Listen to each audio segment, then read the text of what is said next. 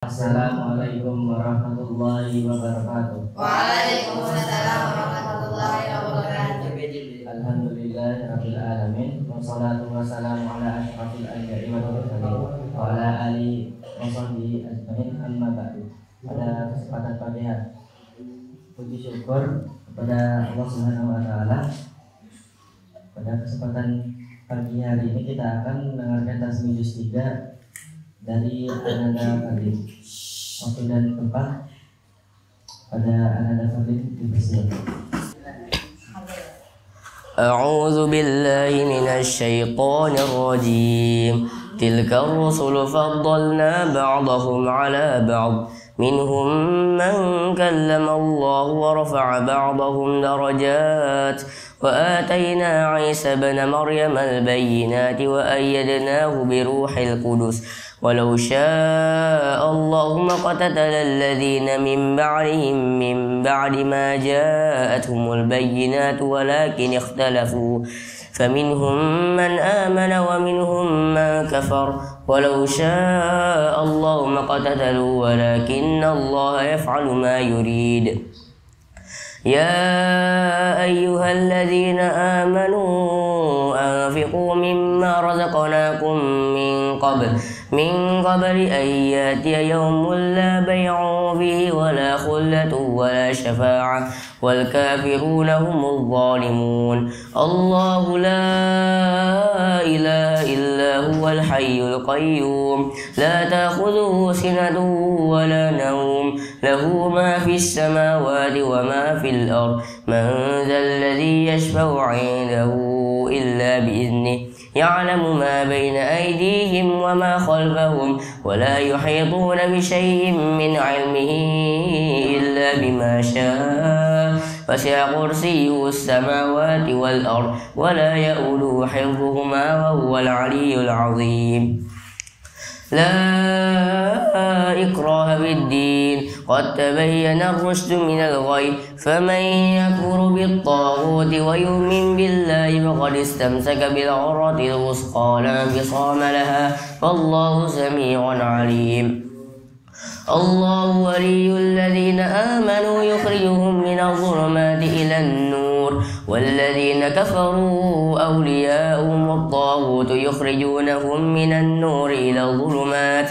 أولئك أصحاب النار هم فيها خالدون ألم تر إلى الذي حاج إبراهيم في ربه أن آتاه الله الملك إذ قال إبراهيم ربي الذي يحيي ويميت قال أنا أحيي وأميت قال إبراهيم فإن الله يأتي بالشمس من المشرق فأت بها من المغرب فبهت الذي كفر والله لا يهدي القوم الظالمين أو كالذي مر على قرية وهي خاوية على عروشها قال أنى يحيي هذه الله بعد موتها فأماته الله 100 عام ثم بعثه قال كم لبثت قال لبثت يوما أو بعض يوم قال بل لبثت 100 عام فانظر إلى طعامك وشرابك لم يتسنه فانظر إلى العظام كيف ننشزها ثم وانظر إلى الحمار ولنجعلك آية للناس وانظر إلى العظام كيف ننشزها ثم نكسوها لحما فلما تبين له قال أعلم أن الله على كل شيء قدير وإذ قال إبراهيم رب أرني كيف تحيي الموتى قال أولم تؤمن قال بلى ولكن ليطمئن قلبي قال فخذ 4 من الطير فصرهن إليك ثم اجعل على كل جبل منهن جزءا ثم دعهن يأتينك سعيا واعلم أن الله عزيز حكيم مثل الذين ينفقون أموالهم في سبيل الله كمثل حبة أنبتت 7 سنابل في كل سنبلة 100 حبة والله يضاعف لمن يشاء والله واسع عليم الذين ينفقون أموالهم في سبيل الله ثم لا يتبعون ما أنفقوا منا ولا أذى لهم أجرهم عند ربهم ولا خوف عليهم ولا هم يحزنون قول معروف ومغفرة خير من صدقة يتبعها أذى والله غني حليم يا أيها الذين آمنوا كلوا من طيبات ما كسبتم يا أيها الذين آمنوا أنفقوا من يا أيها الذين آمنوا لا تبطلوا صدقاتكم بالمن والأذى كالذي ينفق ماله رئاء الناس ولا يؤمن بالله واليوم الآخر فمثله كمثل صفوان عليه تراب فأصابه وابل فتركه صلدا لا يقدرون على شيء مما كسبوا والله لا يهدي القوم الظالمين والله لا يهدي القوم الكافرين ومثل الذين ينفقون أموالهم ابتغاء مرضات الله وتثبيتا من أنفسهم كمثل جنة بربوة أصابها وابل فآتت أكلها ضعفين فإن لم يصبها وابل فطل والله بما تعملون بصير أيود أحدكم أن تكون له جنة من نخيل وأعناب تجري من تحتها الأنهار له فيها من كل الثمرات وأصابه الكبر وله ذرية ضعفاء فأصابها إعصار فيه نار فاحترقت كذلك يبين الله لكم الآيات لعلكم تتفكرون يا أيها الذين آمنوا كلوا من طيبات يا أيها الذين آمنوا أنفقوا من طيبات ما كسبتم ومما أخرجنا لكم من الأرض ولا تيمموا الخبيث منه تنفقون ولستم بآخذيه إلا أن تغمضوا فيه واعلموا أن الله غني حميد الشيطان يعدكم الفقر ويأمركم بالفحشاء والله يعدكم مغفرة منه وفضلا والله واسع عليم يؤتي الحكمة من يشاء ومن يؤت الحكمة فقد أوتي خيرا كثيرا وما يذكر إلا أولو الألباب وما أنفقتم من نفقة أو نذرتم من نذر فإن الله يعلم وما للظالمين من أنصار إن تبدوا الصدقات فنعما هي وإن تخفوها وتؤتوها الفقراء فهو خير لكم ويكفر عنكم من سيئاتكم والله بما تعملون عليم والله بما تعملون خبير ليس عليك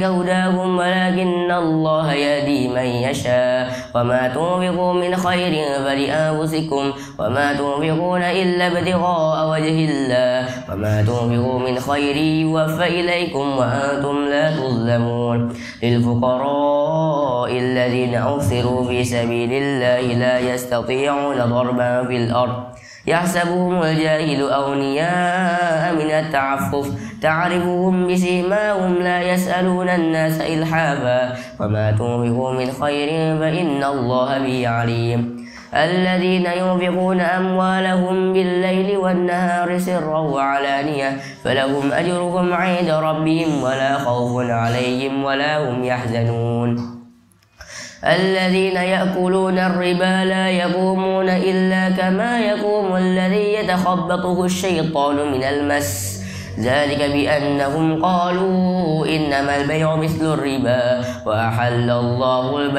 وأحل الله البيع وحرم الربا فمن جاءه موعظة من ربه فانتهى فله ما سلف وأمره إلى الله ومن عاد فأولئك أصحاب النار هم فيها خالدون يمحق الله الربا ويربي الصدقات والله لا يحب كل كفار أثيم إن الذين آمنوا وعملوا الصالحات وأقاموا الصلاة وآتوا الزكاة لهم أجرهم إن الذين آمنوا وعملوا الصالحات وأقاموا الصلاة وآتوا الزكاة إن الذين آمنوا وعملوا الصالحات وأقاموا الصلاة إن الذين آمنوا وعملوا الصالحات وأقاموا الصلاة وآتوا الزكاة إن الذين آمنوا وعملوا الصالحات وأقاموا الصلاة وآتوا الزكاة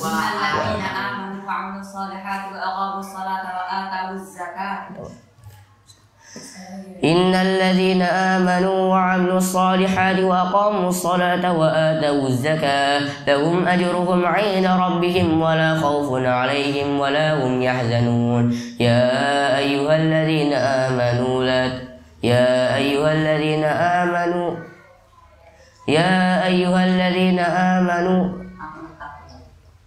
يا أيها الذين آمنوا اتقوا الله وذروا ما بقي من الربا إن كنتم مؤمنين فإن لم تفعلوا فأذنوا بحرب من الله ورسوله وإن تبتم فلكم رؤوس أموالكم لا تظلمون ولا تظلمون وإن كان ذو عسرة ونزرة إلى ميسرة وأن تصدقوا خير لكم إن كنتم تعلمون واتقوا يوما ترجعون فيه إلى الله ثم توفى كل نفس ما كسبت وهم لا يظلمون يا أيها الذين آمنوا إذا تداينتم بدين إلى أجل مسمى فاكتبوه وليكتب بينكم كاتب بالعدل ولا يأب كاتب أن يكتب كما علمه الله وليملل الذي عليه الحق وليتق الله ربه ولا يبخس منه شيئا فإن كان الذي عليه الحق سفيها أو ضعيفا أو لا يستطيع أن يمل هو فليملل وليه بالعدل واستشهدوا شهيدين من رجالكم فإن لم يكونا رجلين فرجل وامرأتان مما ترضون من الشهداء أن تضل إحداهما فتذكر إحداهما الأخرى ولا يأبى الشهداء إذا ما دعوا ولا تسأموا أن تكتبوا صغيرا أو كبيرا إلى أجله ذلكم أقسط عند الله وأقوم للشهادة وأدنى ألا ترتابوا إلا أن تكون تجارة حاضرة تديرونها بينكم فليس عليكم جناح ألا تكتبوها وأشهدوا إذا تبايعتم ولا يضار كاتب ولا شهيد وإن تفعلوا فإنه فسوق بكم واتقوا الله ويعلمكم الله والله بكل شيء عليم وإن كنتم على سفر ولم تجدوا كاتبا فرهان مقبوضة فإن أمن بعضكم بعضا فليؤدي الذي تؤمن أمانته وليتق الله ربه ولا تكتموا الشهادة ومن يكتمها فإنه آثم قلبه والله بما تعملون عليم لله ما في السماوات وما في الأرض وإن تبدوا ما في أنفسكم أو تخفوا يحاسبكم به الله فيغفر لمن يشاء ويعذب من يشاء والله على كل شيء قدير آمن الرسول بما أنزل إليه من ربه والمؤمنون كل آمن بالله وملائكته وكتبه ورسله لا نفرق بين أحد من رسله وقالوا سمعنا وأطعنا غفرانك ربنا وإليك المصير لا يكلف الله نفسا إلا وسعها لها ما كسبت وعليها ما اكتسبت ربنا لا تؤاخذنا إن نسينا أو أخطأنا ربنا ولا تحمل علينا إصرا كما حملته على الذين من قبلنا ربنا ولا تحملنا ما لا طاقة لنا به واعف عنا واغفر لنا وارحمنا أنت مولانا فانصرنا على القوم الكافرين بسم الله الرحمن الرحيم ألف لام ميم الله لا إله إلا هو الحي القيوم نزل عليك الكتاب بالحق مصدقا لما بين يديه وأنزل التوراة والإنجيل من قبل هدى للناس وأنزل الفرقان إن الذين كفروا بآيات الله لهم عذاب شديد والله عزيز ذو انتقام إن الله لا يخفى عليه شيء في الأرض ولا في السماء هو الذي يصوركم في الأرحام كيف يشاء لا إله إلا هو العزيز الحكيم هو الذي أنزل عليك الكتاب منه آيات محكمات هن أم الكتاب وأخر متشابهات فأما الذين في قلوبهم زيغ فيتبعون ما تشابه منه ابتغاء الفتنة وابتغاء تأويله وما يعلم تأويله إلا الله والراسخون في العلم يقولون آمنا به كل من عند ربنا وما يذكر إلا أولو الألباب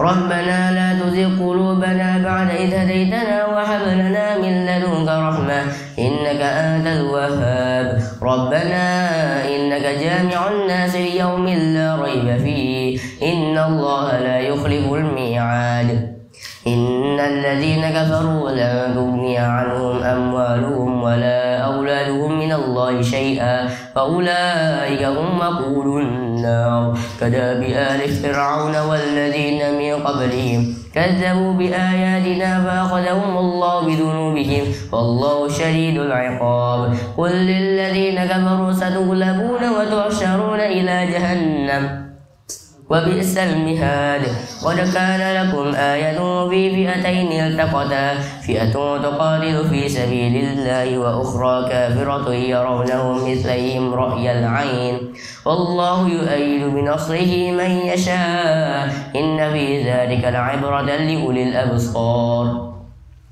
زين للناس حب الشهوات من النساء والبنين والقناطير المقنطرة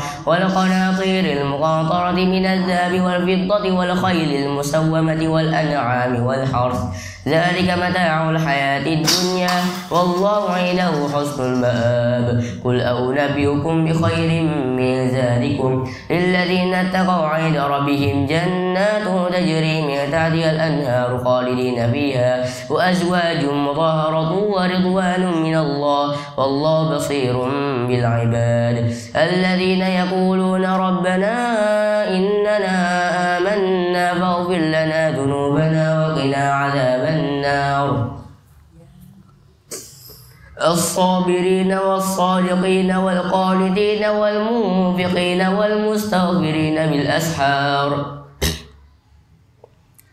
شهد الله أنه لا إله إلا هو والملائكة وأولو العلم قائما بالقسط لا إله إلا هو العزيز الحكيم إن الدين عند الله الإسلام وما اختلف الذين أوتوا الكتاب إلا من بعد ما جاءهم العلم بغيا بينهم ومن يكفر بآيات الله فإن الله سريع الحساب فإن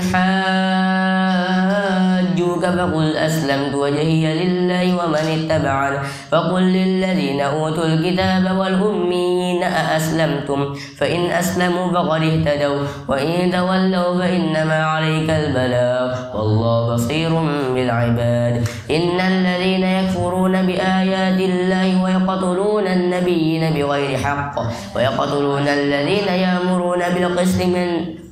ويقتلون الذين يأمرون بالقسط من الناس فبشرهم بعذاب أليم أولئك الذين حبطت أعمالهم في الدنيا والآخرة وما لهم من ناصرين ألم تر إلى الذين أوتوا نصيبا من الكتاب يدعون إلى كتاب الله ليحكم بينهم ثم يتولى فريق منهم وهم معرضون ذلك بأنهم قالوا لن تمسنا النار إلا أياما معدودات وغرهم في دينهم ما كانوا يفترون فكيف إذا جمعناهم ليوم لا ريب فيه ووفيت كل نفس ما كسبت وهم لا يظلمون قل اللهم مالك الملك تؤتي الملك من تشاء وتنزع الملك ممن تشاء وتعز من تشاء وتذل من تشاء بيدك الخير إنك على كل شيء قدير تولج الليل في النهار وتولج النهار في الليل وتخرج الحي من الميت وتخرج الميت من الحي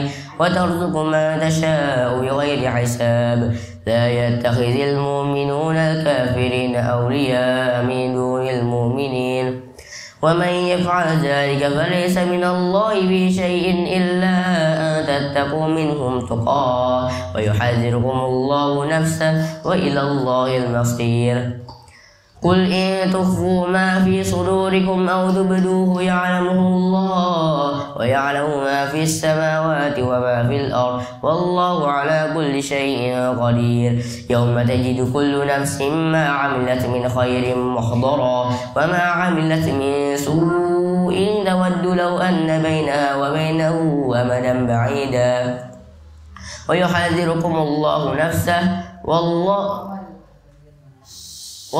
خبير يوم تجد كل نفس ما عملت من خير محضرا وما عملت من سوء تود لو أن بينها وبينه أمدا بعيدا ويحذركم الله نفسه والله رؤوف بالعباد قل إن كنتم تحبون الله فاتبعوني يحببكم الله ويغفر لكم ذنوبكم والله غفور رحيم قل أطيعوا الله والرسول فإن تولوا فإن الله لا يحب الكافرين إن الله اصطفى آدم ونوحا وآل إبراهيم وآل عمران على العالمين ذرية بعضها من بعض والله سميع عليم إذ قالت امرأة عمران رب إني نذرت لك ما في بطني محررا فتقبل مني إنك أنت السميع العليم فلما وضعتها قالت رب إني وضعتها أنثى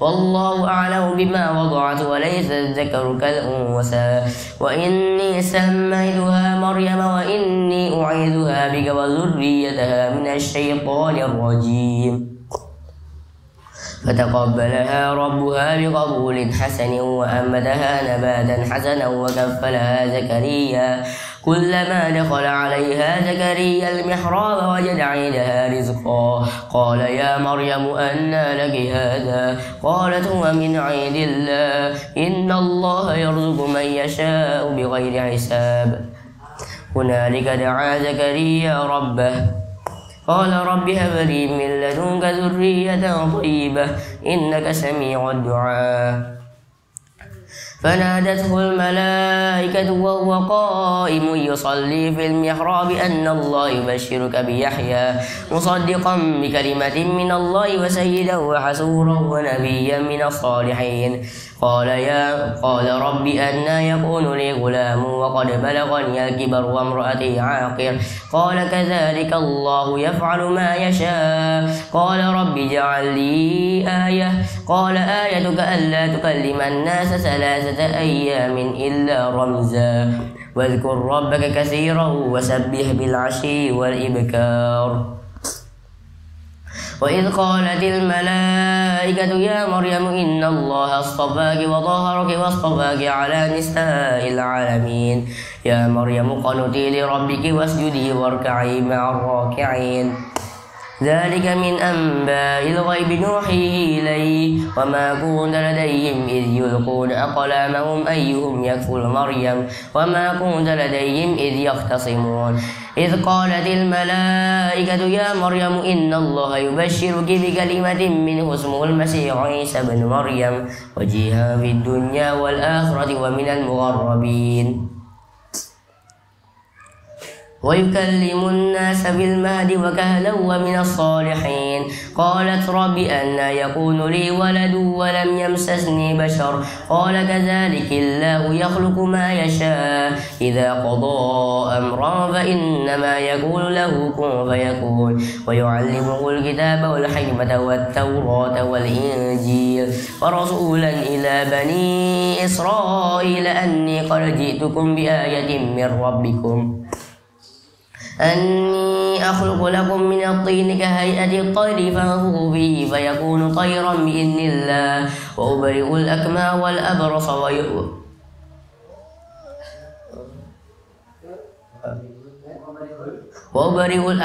والأبرص وأحيي الموتى بإذن الله.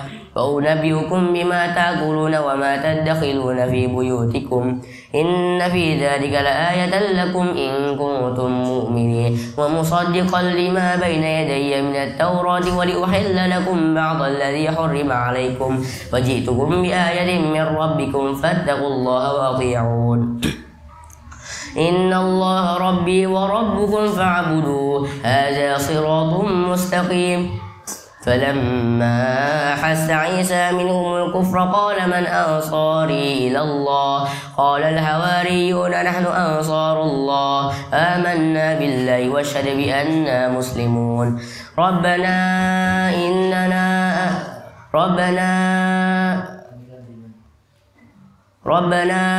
آمنا بما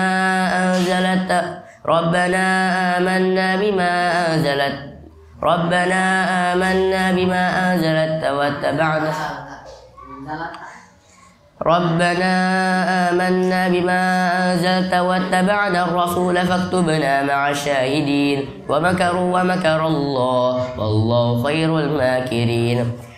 إذ قال الله يا عيسى إني متوفيك ورافعك إلي ومطهرك من الذين كفروا وجاعل الذين اتبعوك فوق الذين كفروا إلى يوم القيامة ثم إلي مرجعكم فأحكم بينهم فيما كنتم فيه تختلفون. فأما الذين كفروا فأعذبهم عذابا شديدا في الدنيا والآخرة وما لهم من ناصرين. وأما الذين آمنوا وعملوا الصالحات فيوفيهم أجورهم والله لا يهدي القوم الظالمين. ذلك نتلوه عليك من الآيات والذكر الحكيم. إن مثل عيسى عند الله كمثل آدم خلقه من تراب ثم قال له كن فيكون. الحق من ربك فلا تكن من الممترين. فمن حاجك فيه من بعد ما جاءك من العلم فقل تعالوا ندعو أبناءنا وأبناءكم ونساءنا ونساءكم وأنفسنا وأنفسكم ثم نبتهل فنجعل لعنة الله على الكاذبين. إن هذا لهو القصص الحق وما من إله إلا الله فإن الله لهو العزيز الحكيم. فإن تولوا فإن الله عليم بالمفسدين. قل يا أهل الكتاب تعالوا إلى كلمة سواء بيننا وبينكم ألا نعبد إلا الله ولا نشرك به شيئا ولا يتخذ بعضنا بعضا أربابا من دون الله فإن تولوا فقولوا اشهدوا بأننا مسلمون. يا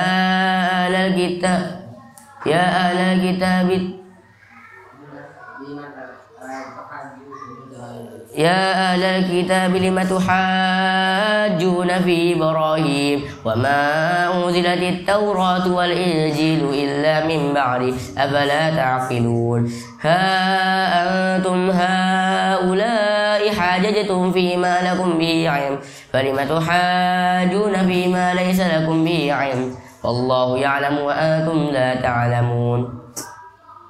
ما كان إبراهيم يهوديا ولا نصرانيا ولكن كان حنيفا مسلما وما كان من المشركين. إن أولى الناس بإبراهيم للذين اتبعوا هذا النبي والذين آمنوا والله لا يحب الظالمين.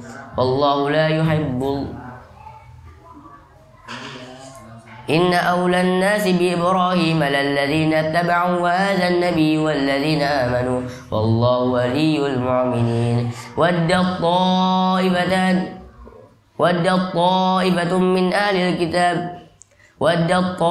من أهل الكتاب لو يضلونكم وما يضلون إلا أنفسكم وما يشعرون. يا أهل الكتاب لم تكفرون بآيات الله وأنتم تشهدون. يا أهل الكتاب لم تصدون عن سبيل الله من آمن تبغونها عوجا وأنتم شهداء وما الله بغافل عما تعملون. يا أيها الذين آمنوا يا أهل الكتاب لم تصدون عن يا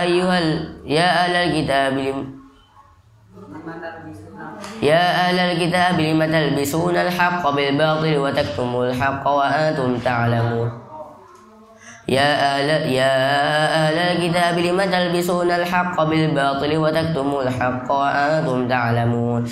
وقالت طائفة من أهل الكتاب آمنوا بالذي أنزل على الذين آمنوا وجه النهار واكفروا آخره لعلهم يرجعون. ولا تؤمنوا إلا لمن تبع دينكم قل إن الهدى هدى الله أن يؤتى أحد مثل ما أوتيتم أو يحاجوكم عند ربكم قل إن الفضل بيد الله يؤتيه من يشاء والله واسع عليم يختص برحمته من يشاء والله ذو الفضل العظيم.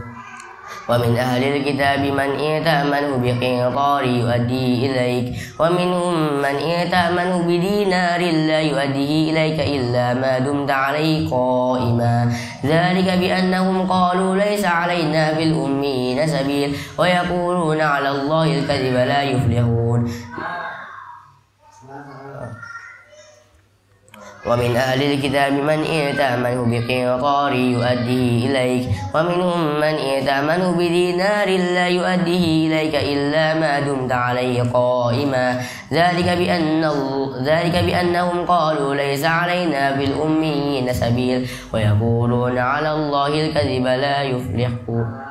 ويقولون على الله الكذب لا يعلم ويقولون على الله الكذب ويقولون على الله الكذب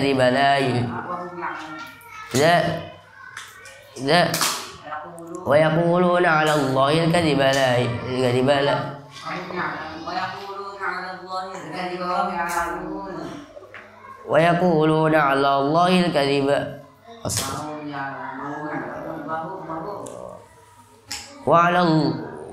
ويقولون على الله الكذب هم يعلمون. ومن أهل الكتاب من إن تأمنه بقنطار يؤديه إليك ومنهم من إن تأمنه بدينار لا يؤديه إليك إلا ما دمت عليه قائما ذلك بأنهم قالوا ليس علينا في الأميين سبيل ويقولون على الله الكذب وهم يعلمون. بلى من أوفى بعهده واتقى فإن الله يحب المتقين. إن الذين يشترون بعهد الله وأيمانهم ثمنا قليلا أولئك لا خلق له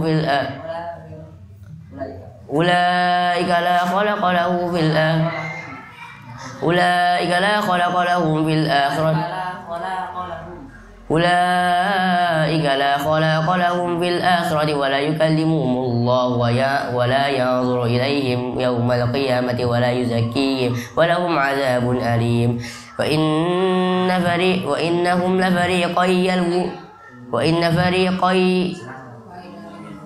وإن منهم لفريقا يلوون ألسنتهم بالكتاب تحسبوه من الكتاب وما هو من الكتاب ويقولون هو من عند الله وما هو من عند الله ويقولون على الله الكذب لا يفلحون.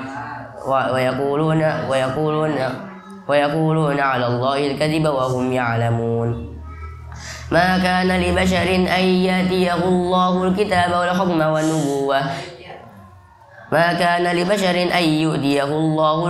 والحكم والنبوة ثم يقول للناس كونوا عبادا لي من دون الله ولكن كونوا ربانين بما كنتم تعلمون الكتاب وبما كنتم تدرسون ولا يأمركم أن تتخذوا الملائكة والنبيين أربابا أيأمركم بالكفر بعد إذ أنتم مسلمون وإذ أخذ الله ميثاق النبيين لما آتيتكم من كتاب وحكمة ثم جاءكم رسول مصدقا لما معهم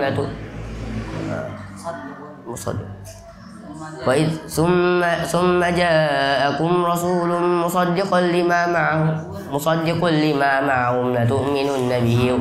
معهم لتؤمنن به ولتنصرنه قال أقررتم وأخذتم على ذلكم إصري قالوا أقررنا قال فاشهدوا وأنا معكم من الشاهدين فمن تولى بعد ذلك فأولئك هم الفاسقون أفغير دين الله يبغون وله أسلم من في السماوات والأرض طوعا وكرها وإليه يرجعون قل آمنا بالله وما أنزل علينا وما أنزل إلى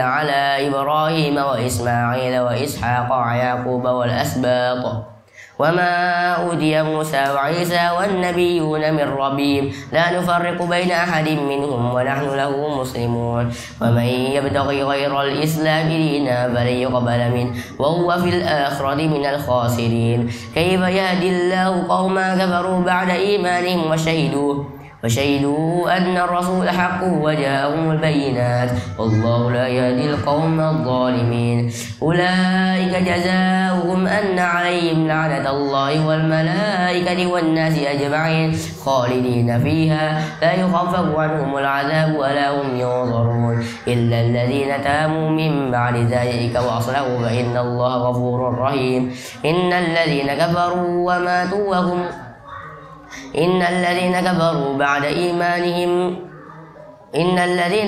بعد إيمانهم ثم ازدادوا كفرا لا تقبل توبتهم وأولئك هم الضالون إن الذين كفروا وماتوا وهم كفار فلن يقبل من أحدهم ملء الأرض ذهبا ولو افتدى به أولئك لهم عذاب أليم وما لهم من ناصرين صدق الله العظيم. Mentasmikan juz 3. Sekarang sesi pertanyaan. Jika ada yang ingin bertanya, saya persilahkan. Bacakan ayat yang artinya ingatlah ketika istri Ibrahim berkata ya Tuhanku. Ulang. Bacakan ayat yang artinya ingatlah ketika istri Ibrahim berkata ya Tuhanku, sesungguhnya aku belajar kepadamu apa janin yang dalam kandunganku telah menjadi hamba yang mengabdi kepadamu, maka terimalah hamba itu dariku, sesungguhnya engkau yang maha. أعوذ بالله من الشيطان الرجيم إذ قالت امرأة عمران رب إني نذرت لك ما في بطني محررا فتقبل مني إنك أنت السميع العليم.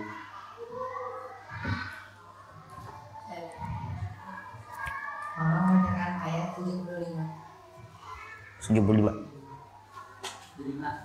Sudah.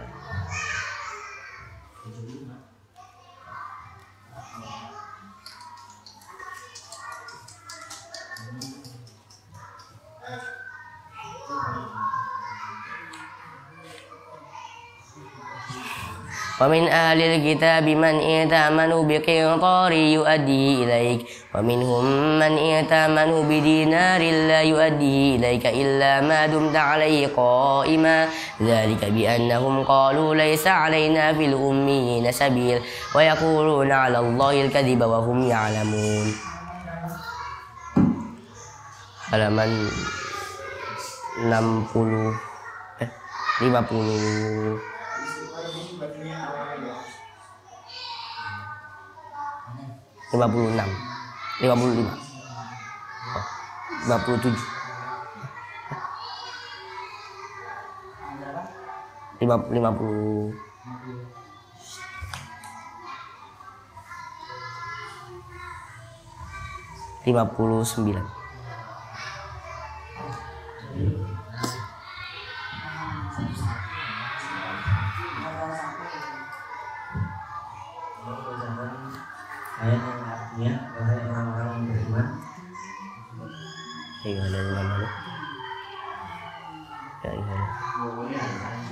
Astagfir. Oktawa. Kalau bacakan ayat yang artinya orang-orang yang memakan riba tidak dapat. Ulang. Orang-orang yang memakan riba tidak dapat pergi, melainkan seperti berdirinya orang yang kemasukan setan tergila. Dan demikian itu karena mereka berkata bahwa jual beli sama dengan riba. Padahal Allah memberikan jual beli yang الذين يأكلون الربا لا يقومون إلا كما يقوم الذي يتخبطه الشيطان من المس ذلك بأنهم قالوا إنما البيع مثل الربا وأحل الله البيع وحرم الربا فمن جاءه موعظة من ربه فانتهى فله ما سلف وأمره إلى الله ومن عاد فأولئك أصحاب النار هم فيها خالدون. 275 49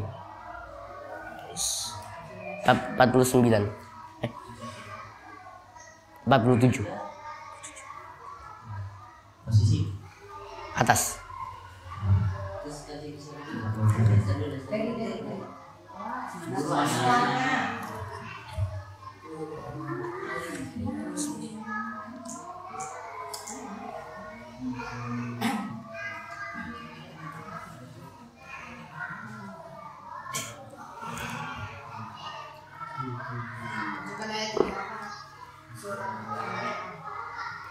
Apa? Hah?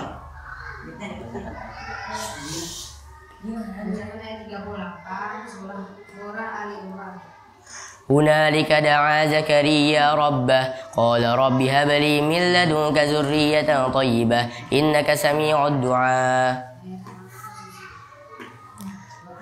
Posisi paling atas, ayat halaman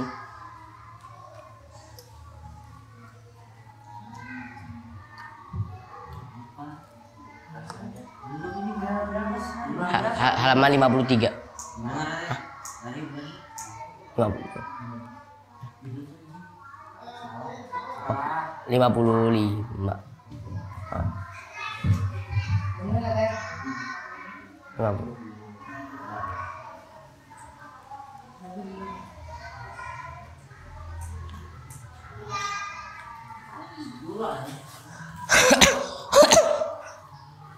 tanda bukti dan transaksi.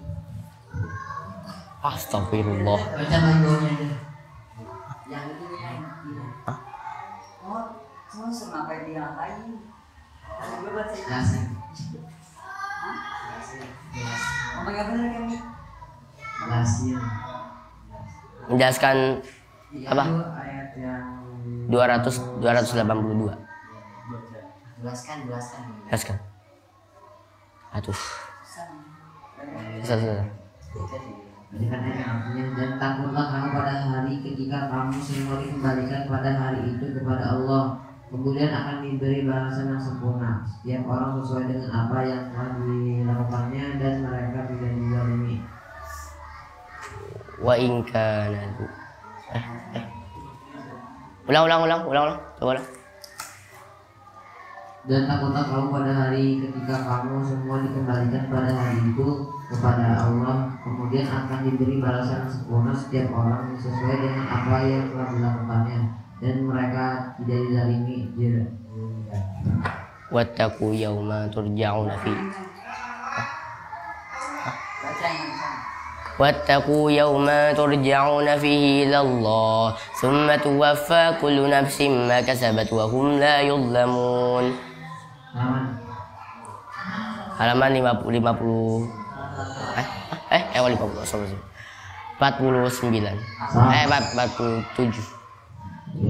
Posisi paling bawah. 281.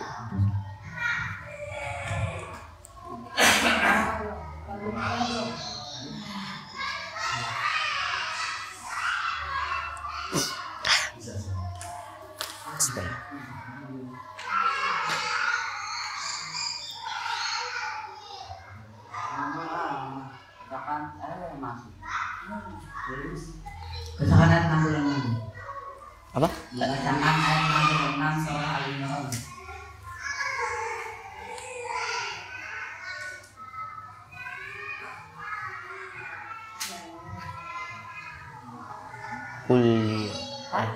Kuliah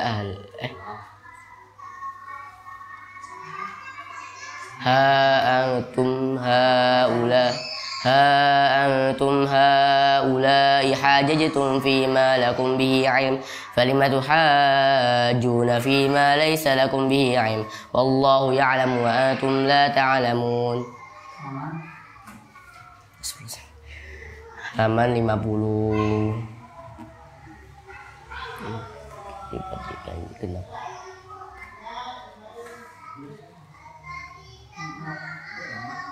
Halaman 50, halaman 56. 57. 58. 58. Posisi tengah. Hah? Kanan atau kiri? Berarti kanan.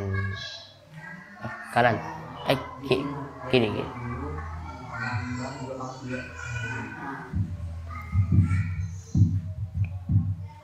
Bacakan ayat yang artinya ingatlah pada hari ketika setiap jiwa mendapatkan balasan. Ulang. Bacaan ayat yang artinya ingatlah pada hari ketika setiap jiwa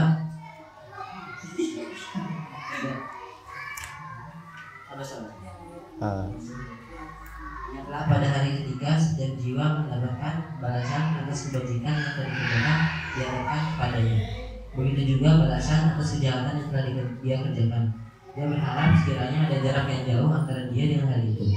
Dan Allah memperingatkan kamu akan diri siksanya. Allah Maha Penyayang terhadap hamba-hambanya.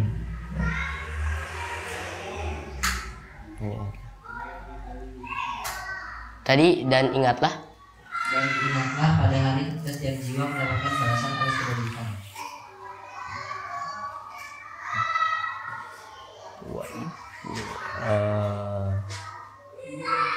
Wa idh akhadallahu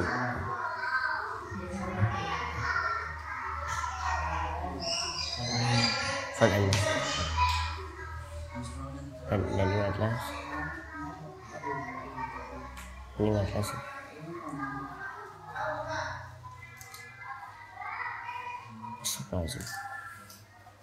Wa in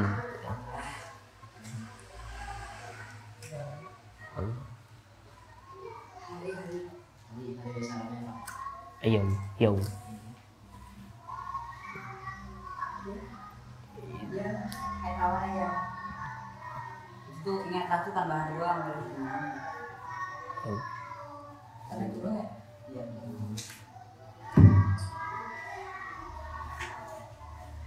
Iya.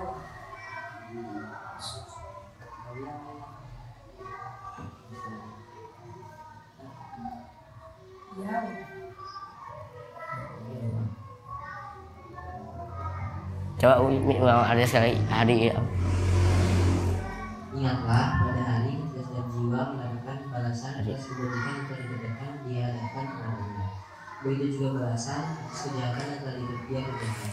Dia berharap sekiranya ada jarak yang jauh antara dia dengan hal itu. Dan Allah memperingatkan kamu akan diri siksanya. Allah Maha Penyayang terhadap hamba-hambanya.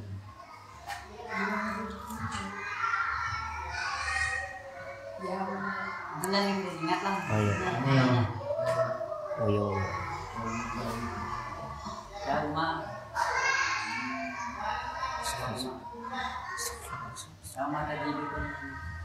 يوم تجد كل نفس ما عملت من خير محضرا وما عملت من سوء تود لو أن بينها وبينه أمدا بعيدا ويحذركم الله نفسه والله غفور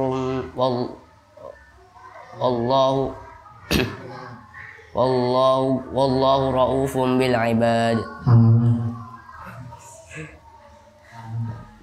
Posisinya atas halaman 50.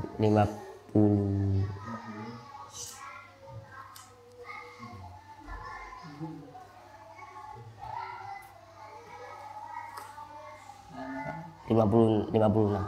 Kelar. 54 Posisi atas. Ya. Start tuh. Perhatikan mungkin ke depan saya akan siapkan lembar untuk penilaian.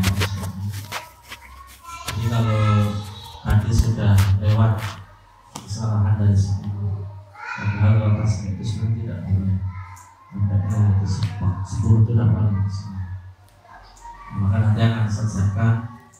Jadi tidak mesti yang sudah diizinkan berkas Jumat otomatis lulus atau lolos atau lulus, tapi tergantung dari penampilan atau performa pertas mereka di hari itu, sehingga nilai sesungguhnya itu ada pada hari itu. Ya, jika hari itu kalian ada salah 10, nah itu artinya sebenarnya belum mengulang kembali untuk tasnya, meskipun nanti nggak di hari Jumat khusus sama Ustaz satu juz dulu, misalnya seperti itu, atau nanti di malam hari khusus satu juz dulu. Itu kesempatan Jumatnya hanya sekali, jadi tidak mengulang, tapi bisa dinyatakan bahwa tasbih di Jumat ini misalnya dia jahit, jilid, kertas atau mengulang. Ya.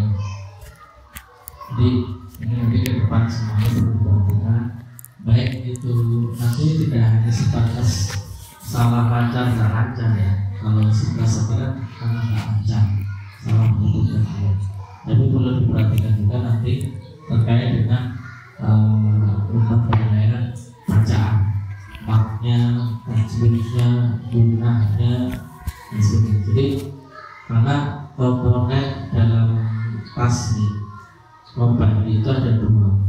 Pertama berkaitan dengan kuatnya hafalan dan tepatnya bacaan.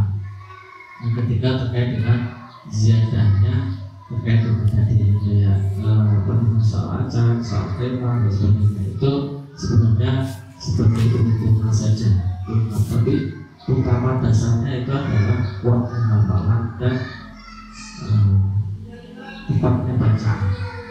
Akan menjadi sangat tidak berarti ketika ternyata bacaannya amburadul, tidak sesuai dengan kaidah-kaidah yang sebagaimana dimaklumi oleh para ulama di seluruh dunia. Jadi harus diperhatikan. Ya, maka ini perlu diperhatikan secara khusus.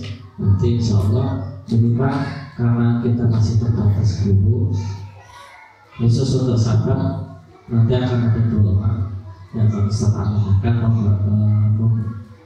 membawa lembar. Jadi saya akan berikan 2 lembar pengamatan penilaian, mungkin jadi 2 santri 1 ustaz. Ya, jadi terkait dengan kelancaran sebagainya akan dicatat, direkam kesalahan-kesalahan itu di ayat berapa, kemudian bacaan-bacaan itu yang kurang pas di ayat berapa. Maka bukan berarti ketika sudah tasbihnya sudah pasti dia mengambilkan apa yang bisa jadi malah lagi kedor, lagi panas, dan sebagainya. Maka perlu dipersiapkan dengan sangat baik. Jadi kita tidak hanya sebatas seremonial kegiatan resmi, ya, tapi ini sebagai bukti uji kemampuan dan tentang uji kelayakan. Sebenarnya tasbih itu adalah uji kelayakan melanjutkan ke juz berikutnya. Tapi karena memang terbatas bersama dengan waktu, sehingga kita berjalan sebagaimana adanya. Tapi perlu diperhatikan bukan berarti akan begitu. Kita akan usahakan ikhtiar teman-teman untuk menghadirkan kegiatan tasbih lebih baik lagi. Untuk di dalam hal ini saya tidak ingin menyampaikan soal lebih, kamu perlu diulang lagi di sekolah yang kuat terkait dengan 1 juz, ya. Tapi sekarang yang berikutnya lanjut gak apa, tapi kamu masih meminta Ustaz untuk tasbih 1 juz pun tanpa ada kesalahan atau maksimal kesalahan 10. Dan itu bukan sebatas kesalahan yang berkaitan dengan ketidaklancaran, tapi terkait dengan kaji juga ada seperti itu. Ya, jadi mungkin misalnya bulan pekan depan siapa?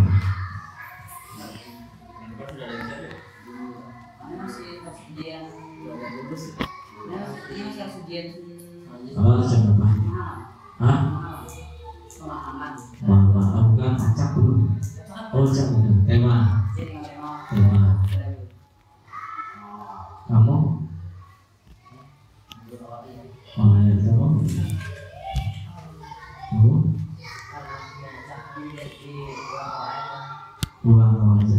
Nah, terus ketika sudah selesai store satu juz, itu kan nanti store ulang setelah store ulang awal ayat, setelah awal ayat acak, setelah acak tema. Nah, tema dan tadabbur meskipun utamanya tema ya. Lalu kemudian setelah ulang setengah juz terus syukur bisa satu juz. Nah, ketika dari awal ayat ke acak, kok acaknya gagal terus akan minta ulang untuk awal ayat. Dan awal ayat itu jangan cuma sebatas hafal biasa, tapi kalian dibolak balik juga bisa. Karena kalau awal ayatnya lancar, luar, maka tidak ada istilah pas acak itu bingung. Karena kamu ketika ditanya silakan membacakan ayat berikut, kan kebanyakan oh itu jangan ini, oh itu setelah ini, masih kebanyakan. Jadi ibarat kita bangun fondasi, urutan ujian tadi itu fondasi. Jadi kalau awal ayatnya kalian sudah nggak kokoh, maka acaknya juga nggak kokoh. Acaknya nggak kokoh, apalagi matematik, gitu ya. Maka ketika acak itu juga bisa tanya, misalnya halaman sekian awal ayat dari bawah ke atas untuk acaknya. Jadi kalian tidak sebatas hafal urutan, tapi diacak di awal ayatnya kuat. Wah ini dari ayat ini, halaman ini dari ayat sampai sini. Kalau dari atas begini, dari bawah begini, diacak begini, kajiannya ini.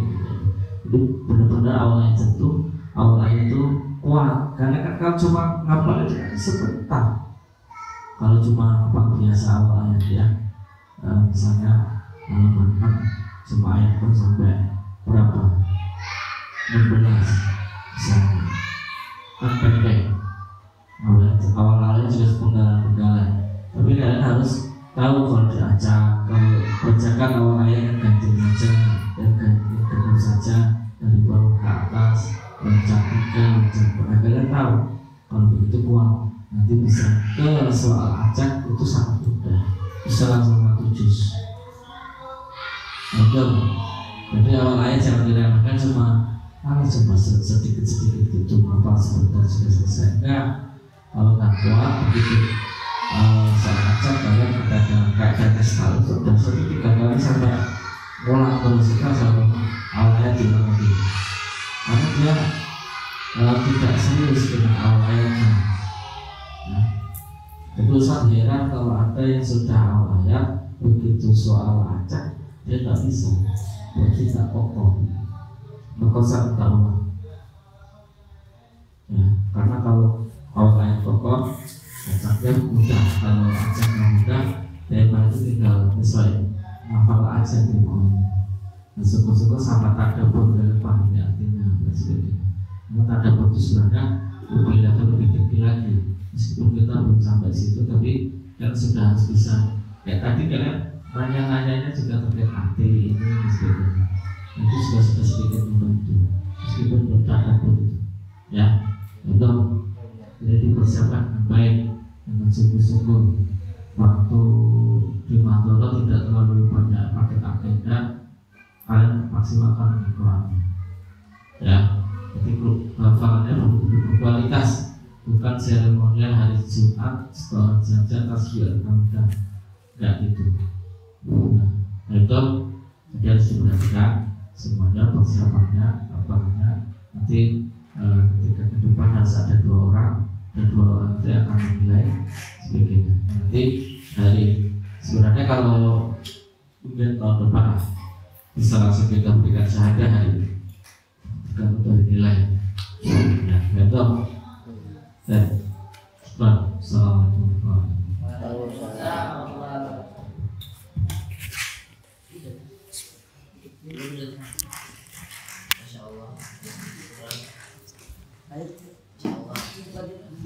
Alhamdulillah kita sudah sampai di akhir acara. Mari kita bersama-sama membaca hamdalah. Lalu istighfar 3 kali.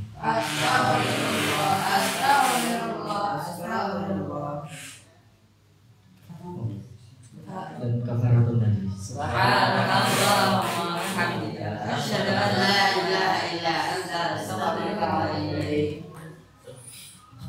Assalamualaikum warahmatullahi wabarakatuh.